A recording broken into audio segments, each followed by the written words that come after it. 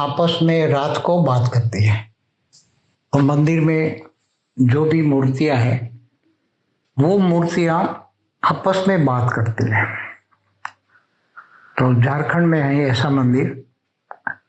तो ये मूर्तियां आपस में कैसे बात करेगी वो बात समझाता हूँ। और वो आवाज, बात करने वाला आवाज, साइंस वालों ने वहां साधन रखे तो उसका आवाज भी रिकॉर्ड हुआ अपनी मतलब झारखंड वाली भाषा में। वो मूर्तियां जो देवी देवता वाली होगी, आत्माएं, जिन जिन की मूर्तियां हैं वो उनके जो आकारी रूप होते हैं, जो भी देवी देवताओं की मूर्तियां होती है उनके आकारी रूप होते हैं।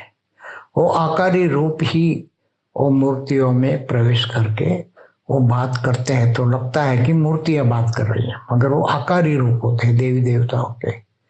वो आकारी रूप प्रवेश करते, वो बात करते हैं। और बात करते हैं तो फिर थोड़ा आवाज तो आता ही है, थोड़ा संकल्पों का।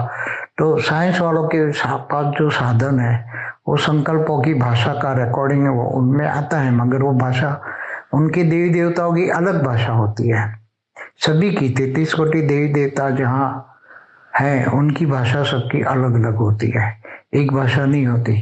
कि झारखंड वाले भी देवी देवता वाले होंगे तो झारखंड वाली भाषा होगी ऐसा जरूरी नहीं है।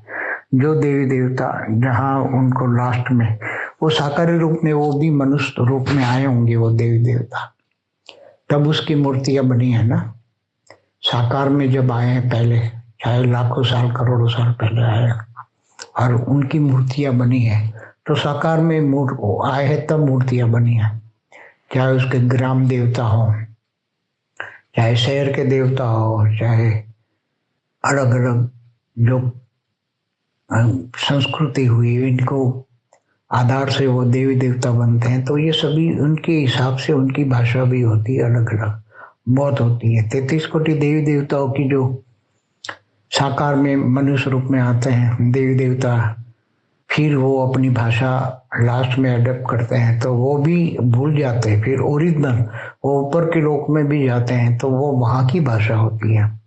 जैसे ऊपर के लोक में, बुरु लोक में गांधर किन्नर यक्ष रहते हैं तो वो भी अलग अलग भाषाओं लेके धरती पर मनुष्य अवतार में आती है तो उनकी भाषा अलग अलग होती है। मगर धरती की भाषा और उनकी भाषा में फर्क होता है, इसलिए मिक्स वाली भाषा एडॉप्ट करते हैं तो वो भाषाएं मिक्स हो जाती है। तो वो साइंस के साधन में रिकॉर्डिंग हुआ मगर वो भाषा समझ नहीं पाए। तो रिकॉर्डिंग कैसे हुआ, साइंस के साधन में रिकॉर्डिंग कैसे हुआ? तो वो मूर्तियां सूक्ष्म रूप में जो बात करती है तो हल्की से आवाज निकलती है संकल्पों में। संकल्पों में आवाज जो निकलती है वो रिकॉर्डिंग हो जाती है, इसलिए वो कोई बड़ी बात नहीं है। ऐसे अलग अलग मंदिरों में भी बहुत अनोखा होता है कि हर कोई मंदिरों में अलग अलग साक्षात्कार अलग अलग होता ही है। तो ये सभी बातें, जैसे कृष्ण के मंदिर में जो गोकुल में कृष्ण का मंदिर है उसमें जो कृष्ण के गोप गोपियां रात में आते हैं और वहाँ रासलीला करते हैं तो वो लोग कोई देख ले उसको तो फिर वो पागल हो जाता है, देख नहीं सकता। उसके पास ऊपर से लोग से आते हैं तो उसके पास दिव्य स्वरूप होता है तो दिव्य स्वरूप देखने की शक्ति तो मिल जाती है वहाँ वायुमंडल में है तो, मगर देखने के बाद पागल हो जाता है या तो अपनी मेमोरी लॉस हो जाती है उसको। तो ये देवी देवताओं की बातें बहुत बहुत अलौकिक बातें होती है, साधारण बातें नहीं होती और साइंस के साधन प्रूफ नहीं कर सकते उसको।